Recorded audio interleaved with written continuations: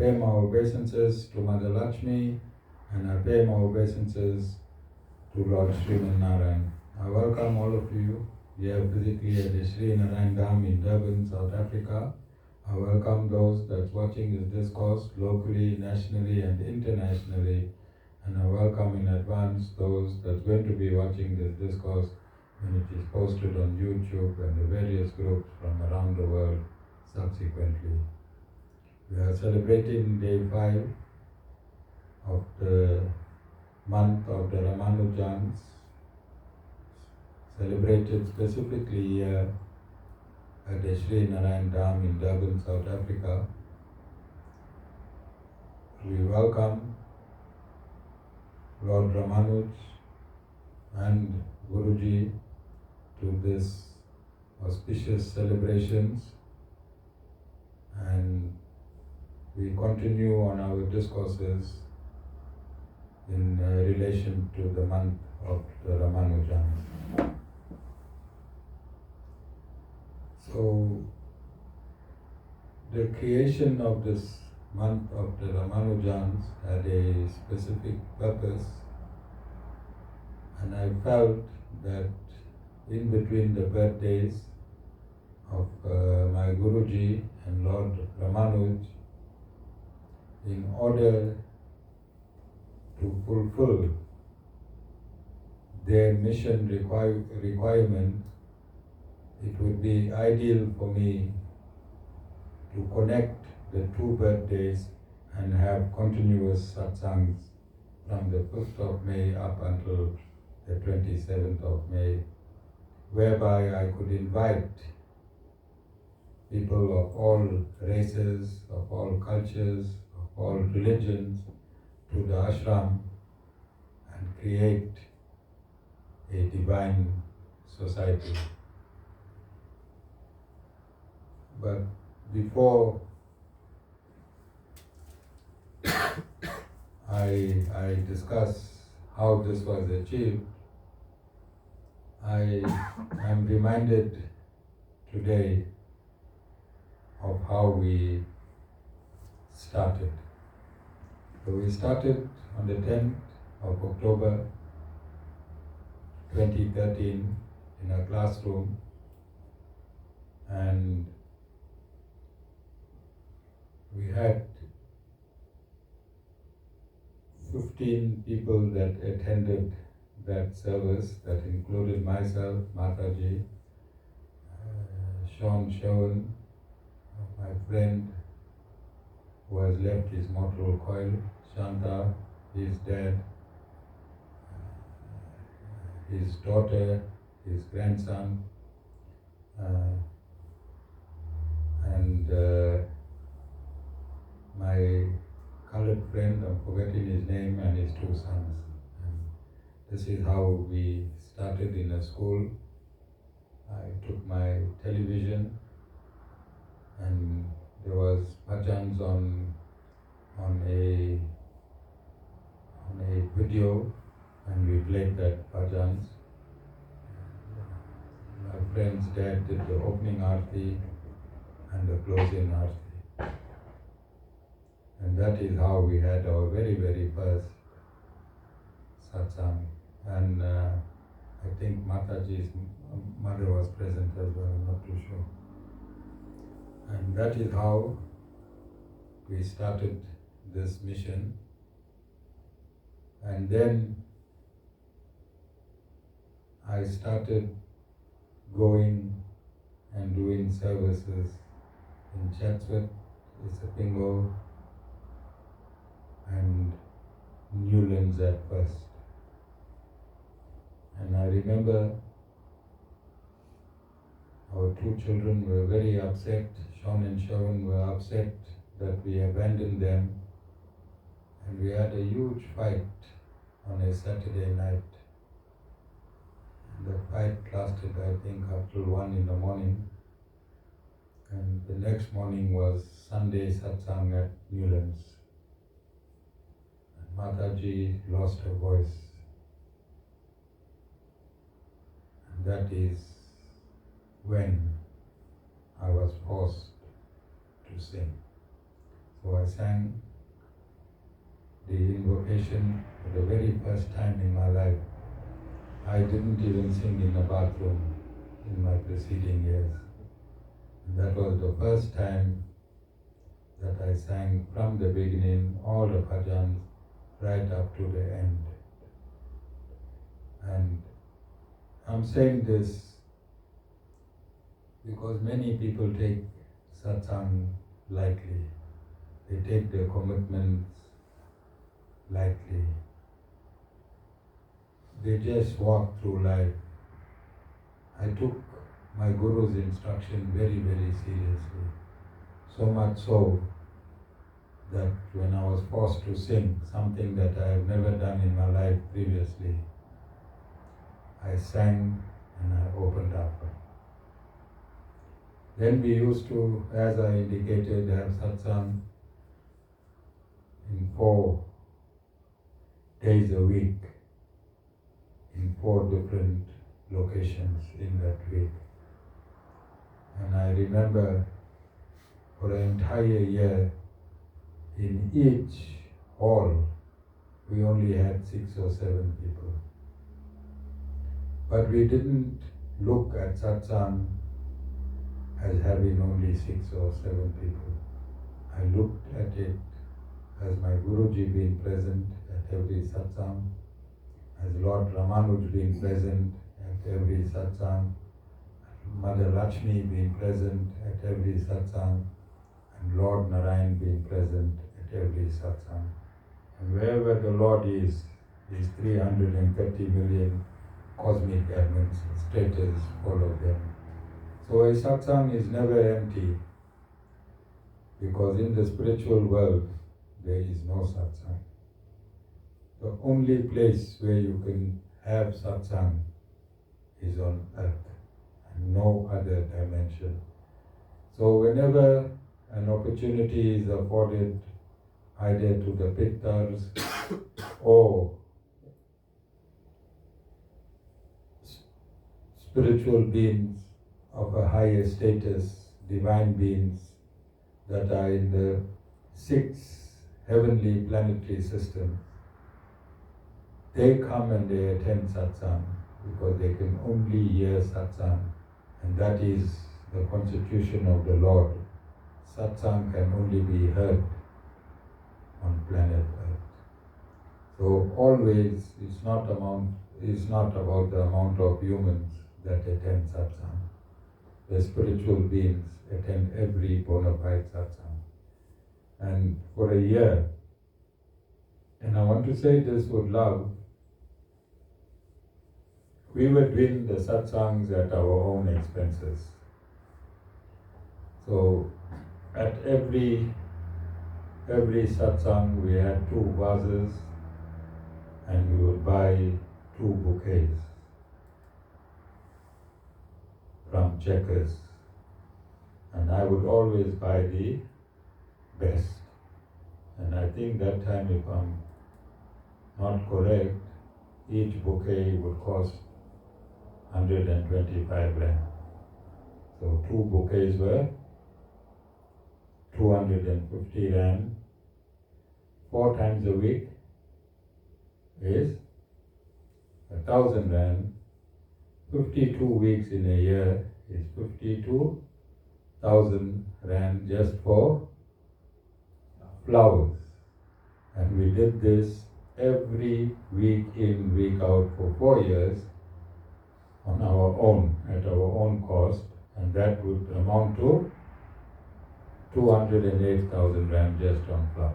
This is how much we loved our Guru. This is the sacrifice that we made to further the mission of the Sri Sampradaya, further the mission of our Guruji.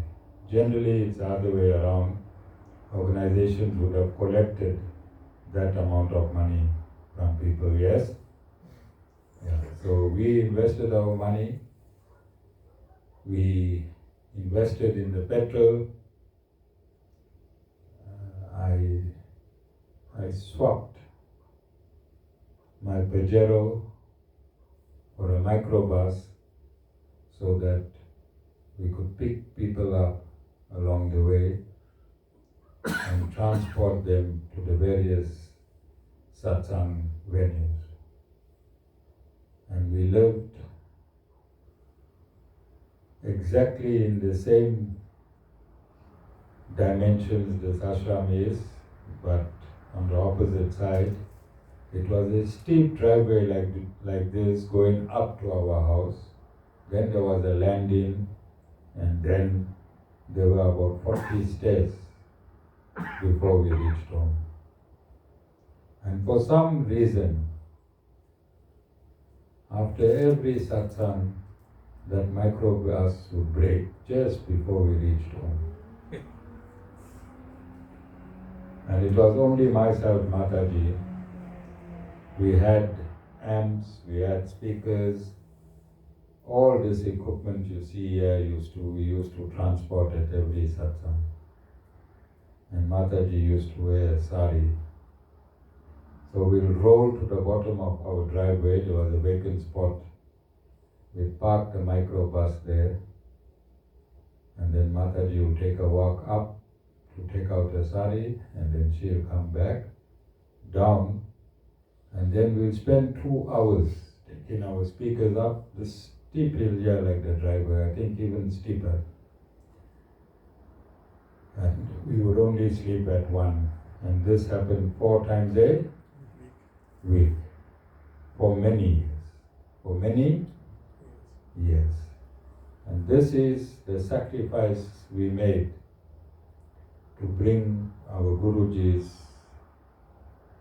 mission into action. Because we took an oath at his Samadhi place that no matter what happens in our life, either together or singularly, we are not allowed to relinquish his mission. So we carried on until the halls started getting full. We had hundreds and hundreds of devotees. The different areas started having competition on which day, which hall is more full. So our satsangs were on Monday at Rajput Hall, Tuesdays Saligram Hall, Thursdays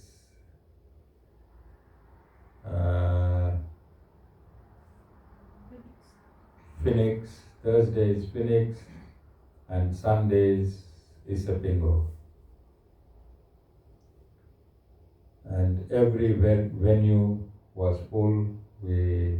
I had conveners at each venue, and we had central conveners who were in charge of the rest of the conveners, and all of a sudden we were living the life of a king.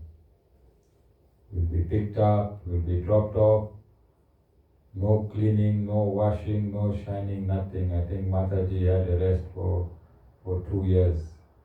Was it 2 years? 1 year. 1 year. Okay. This Christmas lasted only for 1 year. And then the more people you get, the more gossip you get, the more demons you get, the more factions you get, the more gossiping you get. So they started a gossip WhatsApp group, and I left them, as I leave everyone else. But I warned them in a satsang like I always do. And I told those leaders that within 6 months, they're going to try and break my organization down. And I even told him he'll make his garage the headquarters. He will make his garage the headquarters. And it happened exactly as I predicted. But I also want to say that everyone that was at this ashram, when they complied, when they were righteous, they were all good people. They still are good people. It's just that their karma was so heavy that the karma did not allow them to fit into the system. So they had to go back into the world and continue with destiny. We had a whole lot of devotees.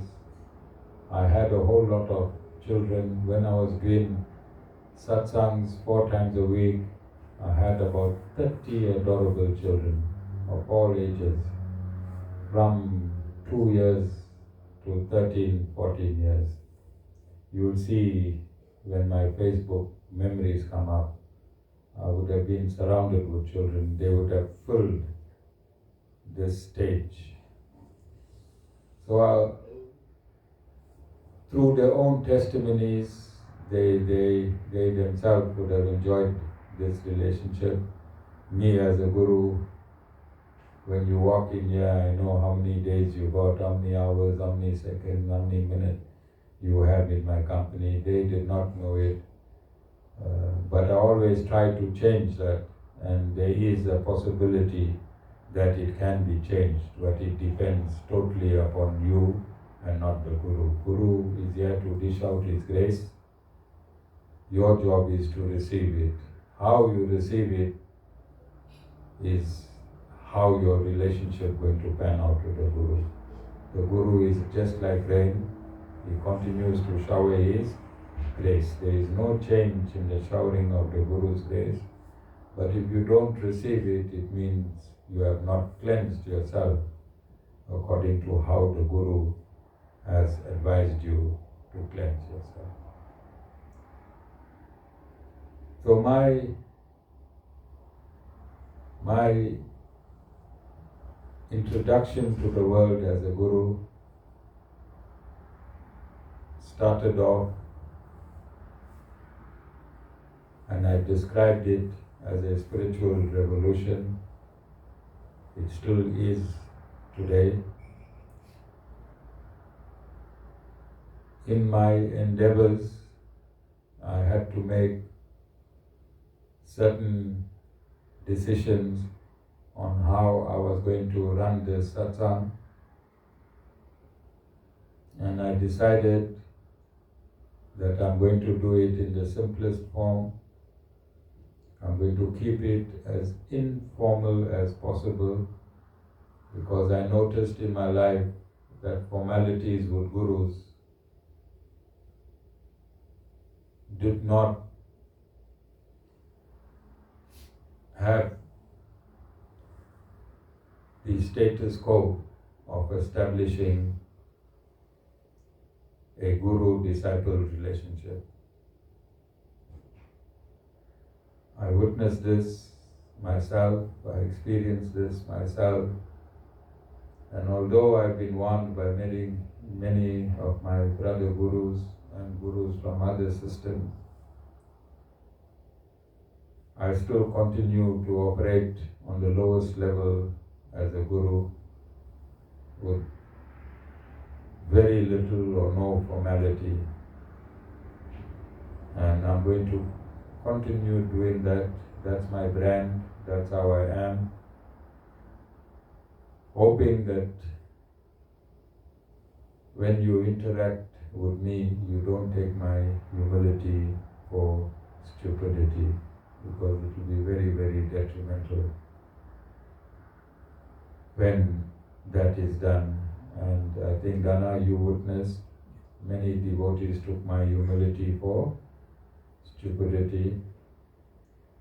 And in our experience, and it's there in the Bhagavad Gita itself, that once the novelty wears off, then the relationship is severed. And the novelty is generally a material novelty. Say Cyril came here to buy his Mercedes Benz.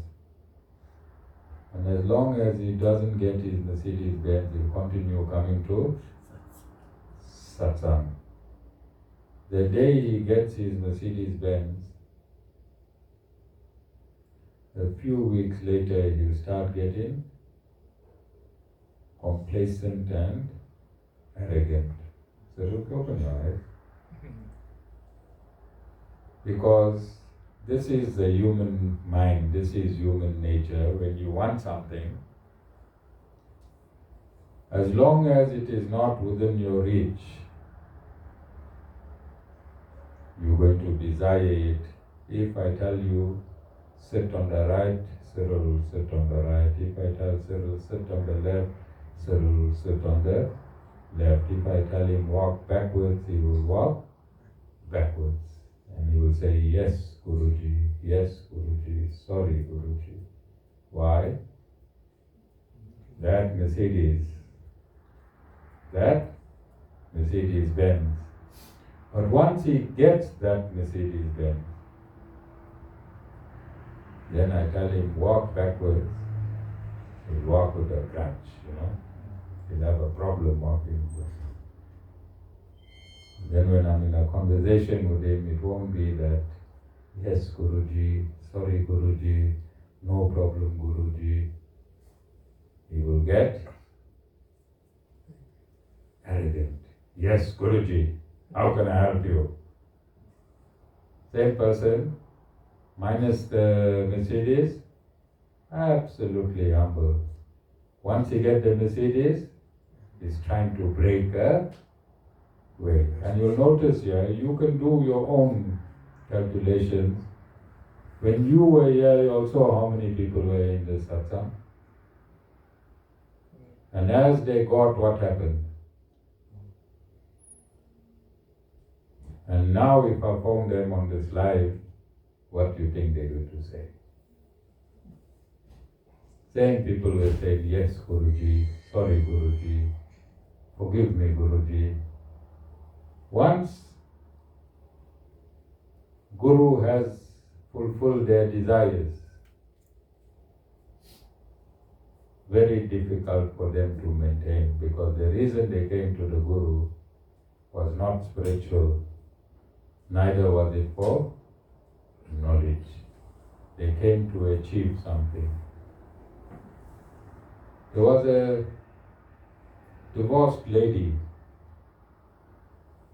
that was following me in my 4 satsang with a child on her lap. Beautiful boy. Every satsang, the entire 4 satsang, she would drive from Isipingo to Chatsworth, from Isipingo to Phoenix, from Isipingo to Clare Estate. She said, Guru, I'm not going to look for a husband. I want to find a husband in this satsang.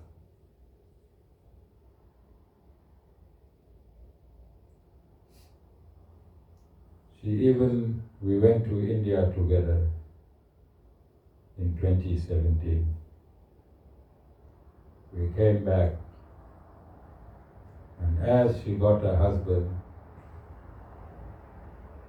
and as that relationship, in fact I got them, they were the only people that had a satsang wedding.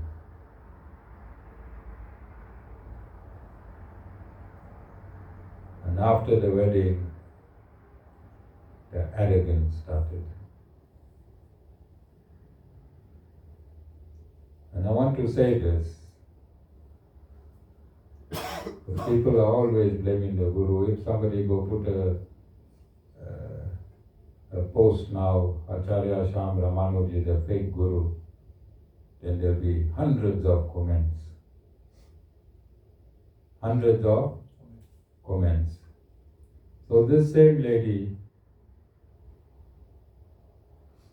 when they got married, they had a spare car. And they told me, Guru,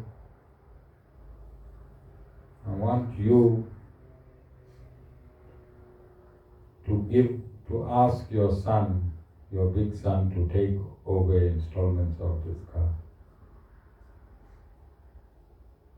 So we didn't put anything in writing,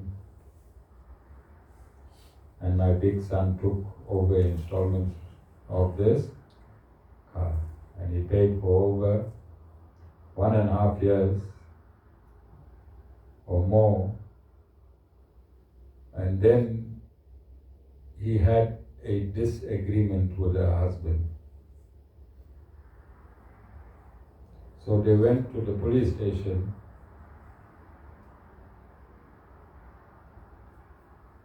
and brought a policeman to the ashram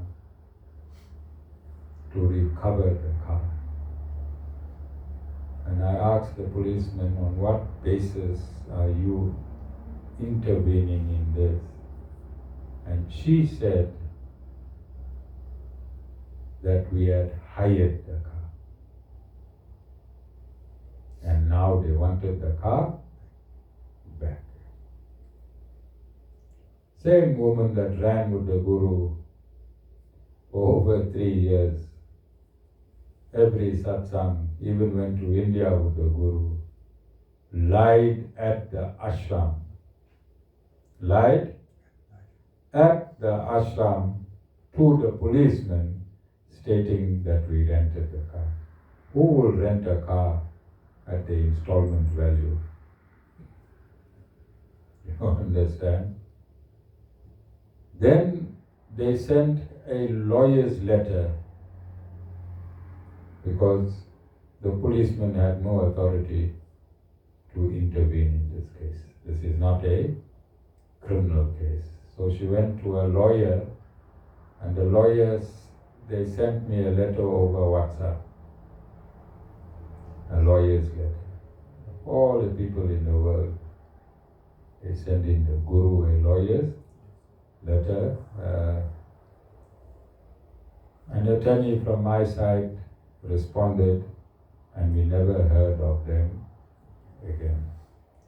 When the car was freed, when I say, Guru always says that whatever I state, it is always with evidence. You won't hear me blowing my trumpet if it is not backed by evidence. If I'm talking materially, it will be backed by material evidence, and if I'm speaking spiritually, it will be backed by spiritual evidence. Now you tell me, if the car was hired, why did they hand over the logbook? You understand? But I'm just bringing this up to show you, I'm not using any names, to show you that it is this type of devotees that come to satsang as opportunists. They go out in the public and they try to bring the Guru's name down. And they have many, many people who won't phone the Guru and ask the Guru anything. When these people put negative posts about the Guru, people will comment against the Guru without phoning the Guru and finding out what happened between this type of people. So similarly, many opportunists landed here. I have evidence against all of them. Each and every person that entered here, I have evidence. But it is not my duty to go and clarify my name every time somebody tries to muddy it. I'm a Guru, I'm doing my job, I don't take those things personally. But because we have an institution, and for the purposes of the institution only, it is necessary for me to bring these topics into its perspective and explain. Especially in this month, I have this opportunity to explain my role, the ashram's role, and the Guru system and Guru principle in society. So this is what I've experienced with devotees, as I said, when the relationship is good, they are good people, then there comes a time when they get the Mercedes, and after they get the Mercedes, the novelty wears off, and you don't find, and then they start looking for every excuse to leave, because the rules in ashrams is quite strict, but strict for your benefit, so that you can evolve into a better human being. And I'm going to leave the spiritual aspect there, and I'm going to start, or just give a small background on the political side, as I promised I'm going to do this month until May 29th. So today I had an interesting day. I had a call from a bishop. He wanted me to get involved in an event that's happening on Saturday in Durban, and President Zuma will be attending this function. So I was asked to sit in a planning meeting and also raise some funds. I want Avir to listen carefully. Avir, I'm 62 years old. I had a call at about 9 a.m. I still went to work because the meeting was at 2. I went to work. I did all what I had to do at work. I rushed home, dressed up as a guru, and reached Royal Hotel 3 minutes before time. 3 minutes before time, I sat in the meeting, and as instructions were given, I excused myself. I made a few phone calls. There were 10,000 rand short, and before I left, I made sure I had 6,000 rand covered, and the region covered the other 4,000. Okay? Yes. If I had given you this, Zuma would have come and gone back. You would have still been preparing. I'm saying this to you deliberately. I want you to learn that when you are given an instruction, no matter who you are, if somebody gave you an instruction, then your consciousness must kick in. Cyril, am I right? That's true. Yes. So even my spade boy, if I promise my spade boy or my gardener, if I make a promise to them, to date, I have never broken a promise. I have not complied with, I have not been in non-compliance with anyone. I won't be able to sleep. I don't know how you all sleep. If I'm given a job, I can't sleep. My conscience will trouble me. So on Saturday, I hope there's no security threats. It's a very volatile period now for President to be moving around. I was just invited at the interfaith. This decision was already made.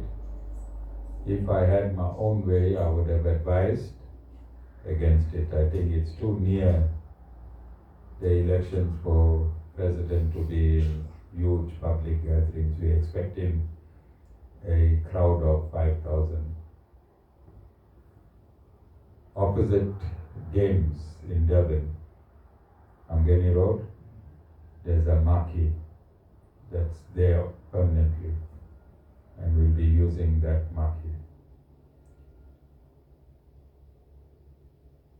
Yeah, and I just wanted to discuss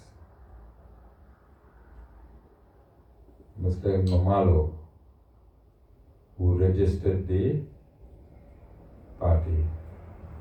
So he's written to the IEC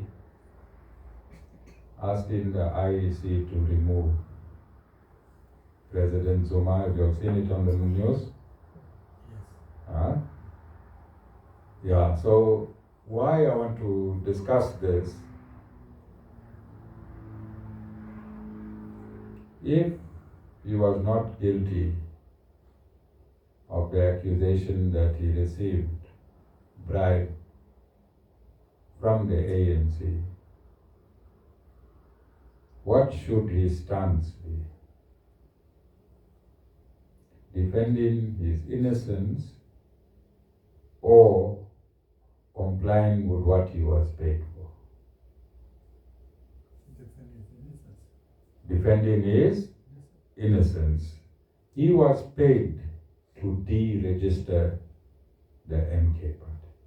He was paid to deregister the MK party. I said this,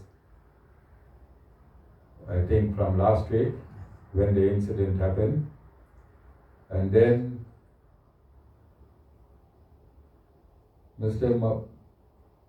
the Secretary General of ANC, Fikile, you all know him? Yes. He put out a tweet.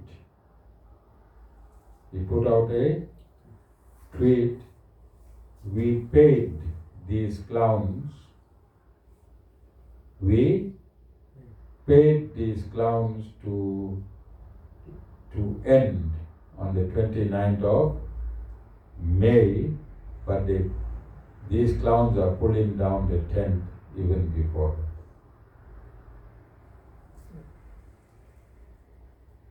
that. And then the tweet disappeared. So along this journey that you have taken with me and the MK party, and I have taken with President Zuma personally, just remember, before MK, I was personally defending President Zuma for many years now. And then through MK, we continue to do so. Every day, every accusation that is being made is being found to be false or untrue. And I stated the other day that Tokyo Sequale is also now promoting the ANC, and I saw a video which I saved, you know I'm a man of evidence, where he stated recently that Ramaphosa government had squandered billions. Ramaphosa government had squandered billions, and I'm saying, how low can these people get? And there's only one answer. And let's work it out. I said the ANC was captured by a white monopoly capital. Did I say that earlier on? Is that my substratum? Yes. Who you think instructed Thabo Mbeki to go and campaign for the ANC? White monopoly capital. They made him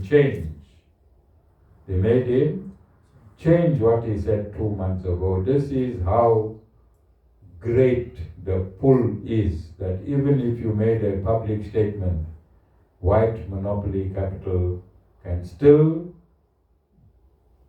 they still have a hold on you. Tokyo Sequala, puppet of the white monopoly capital, Motlante, who else? Betty, Sequala, Motlante, David Mabuza, and one more. All these five that's campaigning on behalf of the ANC had adverse comments about the ANC very, very recently. But the power of the white monopoly capital, which we continuously discuss, is so great that they are showing us how they maneuver these puppets. Imagine they are out of government now and the white monopoly capital is pulling the puppet strings so drastically. Imagine how much more drastic it was when they were in the government. You understand what I'm trying to say? How much pull white monopoly capital had whilst these people were still in government. How much of pull they have over Ramaphosa, who is the current state president. So I'm appealing to all South Africans, whoever can get this message.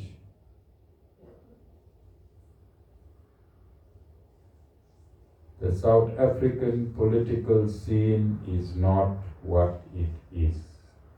It is run by whites. These people, all these prominent ANC members have been captured. They've been captured for the past 30 years. All their children go to white schools. They live in white suburbs, DA-run suburbs. They have no compassion for the majority of South Africans. And this is your only chance. Go out on the 29th of May and kick the white government out. Don't worry about these presidents and ministers. They are all puppets. The real government is white monopoly capital. And look, one white monopoly capital company is already leaving South Africa. You have seen in the news? Yes. Shell is leaving. With over 120 service stations around the country, and they're involved in mines. They're also involved in other businesses. Why you think they are leaving? You think a multi-billion-dollar company will just get up and leave South Africa? You think they don't have money to have analysts give them a reason to leave South Africa? Yes. They're running away because we're going to take the land back. We are going to take the land back. We are going to take the reserves from the stock exchange and we are going to distribute it to the South African masses. So one company got a hint after 120 years in South Africa, they are leaving. By them leaving, in the medium and long term, it will be financially beneficial to South Africa. So it's a benefit they are leaving, and if more of them leave, it will be more beneficial because we are going to take over the government. The next government that's ushered in will not be puppets of the white monopoly capital. And the citizens need to know this. This was hidden for many years, that behind the government are funders who run the country. And these funders in general, they're running the world at the moment. The Zionists are in every corner of the financial world. They are ruling almost all governments. And it is time that the ordinary population and citizens of South Africa come to the reality and vote President Zuma back in, because he is the only president that white monopoly capital couldn't capture, couldn't buy. And that is why he had all these cases fabricated against him. I said this many, many years ago. Today there's evidence showing itself that what I said so many years ago is the absolute truth. So my appeal is to all citizens of South Africa. Here's a president with a track record. He's sacrificing his grandchildren, he's sacrificing his time, he's sacrificing his life. He has sacrificed his life since the day he joined the ANC for you and I. Let us show our gratitude. Let us back him and let God allow him to rule this country once again and make it that country which can deliver to its people. Jai Shri Narayan. Jai Shri.